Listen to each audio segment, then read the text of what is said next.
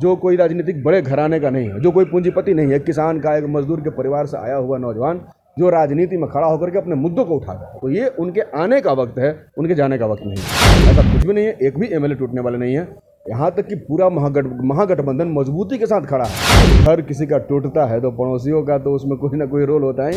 नमस्कार, आप देख रहे हैं लाइव सिटीज़ में हूँ आपके साथ शिवम। जिस तरह से लोजपा में भारी टूट हुई, अब जो लड़ाई है वो लोजपा में चाचा और भतीजे की लड़ाई हो चुकी है। आपको बता दें कि जेडीयू की तरफ से अब यह भी दावा किया जा रहा है कि जिस तरह से लोजपा में बड़ी टूट हुई है, उसके बाद जल्द ही जो कांग्रेस के विधायक हैं वो अपना पाला बदल कर जेडीयू में शामिल होंगे। ऐसे में इस वक्त हमारे साथ मौजूद हैं अजीत कुशवाहा, जो कि माले से विधायक हैं, युवा विधायक हैं। उनसे बात करेंगे जिस तरह से लोक जनशक्ति पार्टी में टूट हुई है, आप इस टूट को किस तरह से देख रहे हैं?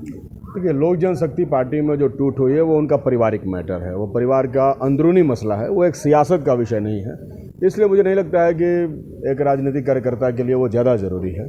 ज़्यादा ज़रूरी अभी के दौर में बिहार का मसला है, लोगों की ज़िंदगी है, कोविड का दौर चला है लंबा, लोगों की जानें गई हैं, उनको मुआवजा चाहिए, उनको पुनर्वास चाहिए, फिर नया स्टेज आने वाला, ये सियासत का विषय है, इस पर बातचीत होनी चाहिए। ये उनका पारिवारिक मैटर है और किसी के पारिवारिक मैटर में बातचीत करना ये हमारे लिए शोभा नहीं देता और ये हमारी इसमें कोई दिलचस्पी भी नहीं है।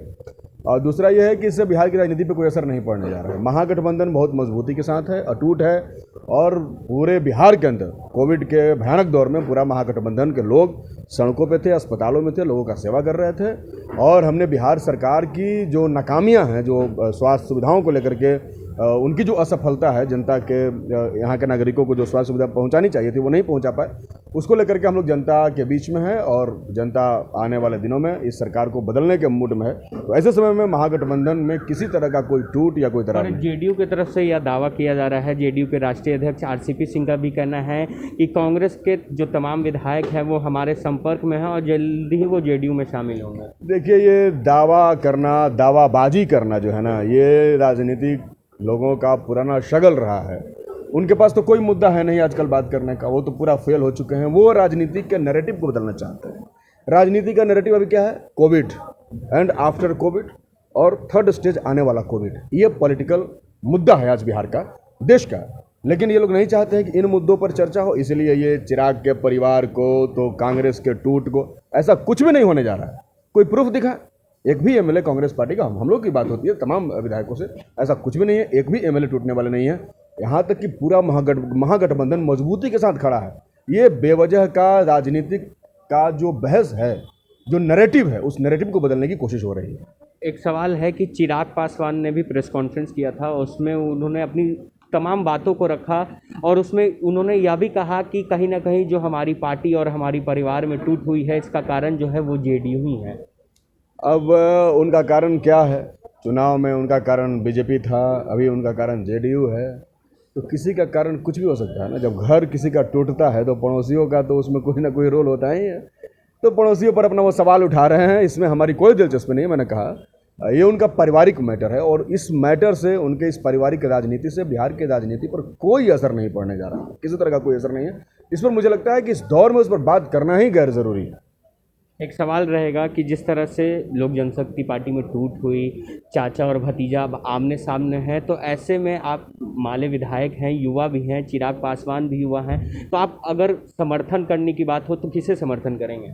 हम तो बिहार के युवाओं के साथ खड़े हैं, हम तो युवाओं के साथ खड़े हैं और ऐसा नहीं है कि अब जो है ऐसा हो गया तो बिहार के युवाओं के साथ। बिहार के युवाओं की लड़ाई मजबूती के साथ हम लोग लड़ रहे हैं। हम किसी के समर्थन और किसी के विरोध की बात नहीं कर सकते हैं। वो उनका पारिवारिक लड़ाई है ना। पारिवारिक लड़ाई में आप अगर किसी के पड़ोसी हैं और किसी के घर में फूट रहा है, थोड़े आप इसके पक्ष में या उसके पक्ष में होंगे, वो अपना समझ लेंगे, वो अपना फरिया लेंगे, वो फरिया के अपना साइड हो जाएंगे। हमारा ये जिम्मेदारी है कि बिहार के नौजवानों के मुद्दों के साथ हम मजबूती के साथ खड़े रहें और हम वही काम कर रहे हैं, बिहार के नौजवानों के साथ खड़े हैं। बिहार के नौजवान कभी भी अकेला नहीं है। पहले भी हम ही लोगों ने बिहार के नौजवानों को पिछले विधानसभा के सत्र में भी मजबूती से उठाया, किसी चिराग ने नहीं उठाया और किसी ने नहीं उठाया।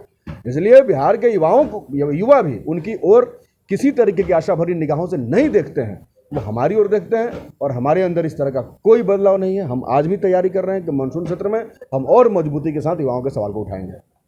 एक सवाल रहेगा कि क्या लगता है कि बिहार में जो है अब युवाओं की राजनीति को कुछ लोग ख़त्म करना चाहते हैं क्या? नहीं, युवाओं की राजनीति कैसे ख़त्म होगा? युवाओं की राजनीति तो अब शुरू हुई है। जब हमारे जैसे पढ़े लिखे लोग विश्वविद्यालय में से डॉक्टरेट की उपाधि लेने वाले लोग जब राजनीति में आने लगे हैं, तब तो हम लोगों को प्रेरित करते हैं, नौजवानों को कहते हैं कि नहीं, राजनीति में आपको दिलचस्पी लेना है। तो अब युवाओं का राजनीति में आना शुरू हुआ है। जब हमारे जैसे लोग राजनीति में आएंगे, जिसका कोई पॉलिटिकल बैकग्राउंड नहीं है, जो कोई राजनीतिक बड़े घराने का नहीं है, जो कोई पूंजीपति नहीं है, किसान का, एक मजदूर के परिवार से आया हुआ नौजवान जो राजनीति में खड़ा होकर के अपने मुद्दों को उठाता है, तो ये उनके आने का वक्त है, उनके जाने का वक्त नहीं है। एक आखिरी सवाल रहेगा कि क्या चिराग पासवान को आप लोग महागठबंधन में स्वागत करेंगे? ये महागठबंधन के नेता बताए, ये मैं नहीं बता सकता। तो महागठबंधन, नहीं, मैं महागठबंधन का एक सदस्य हूँ। जब महागठबंधन की बैठक होगी, ये चूंकि गोपनीय बातें होती हैं, इसको हम अभी ओपन नहीं कर सकते, और अभी चूंकि हमारी पार्टी भी है, तो हमारी पार्टी के 12 विधायक हैं, हम बैठेंगे, उस पर बातचीत होगी, उसका जो फैसला होगा वही हमारा फैसला होगा। तो इसलिए हम स्वतंत्र निकाय नहीं हैं, हम निर्दलीय नहीं हैं, जो मन में आए जो बोल दिए। तो पार्टी का जो फैसला होगा, उसके बाद महागठबंधन का जो फैसला होगा, उस पूरे गठबंधन के फैसले और पार्टी के फैसले के साथ हम लोग रहेंगे। तो ये थे हमारे साथ माले के विधायक अजीत कुशवाहा, जिनका साफ तौर पे कहना है कि जिस तरह से लोक जनशक्ति पार्टी में टूट हुई है वो उनका पारिवारिक मामला है और वो जल्द ही ख़त्म हो जाएगा। अब देखने वाली बात होगी कि जिस तरह से चिराग पासवान और पशुपति पारस की जो बीच की लड़ाई है वो कब ख़त्म होती है और चिराग पासवान आगे क्या कुछ करते हैं। बहरहाल आप बने रहे हमारे साथ। अगर आपने हमारे चैनल को सब्सक्राइब नहीं किया है तो जल्द से जल्द सब्सक्राइब कर ले। धन्यवाद।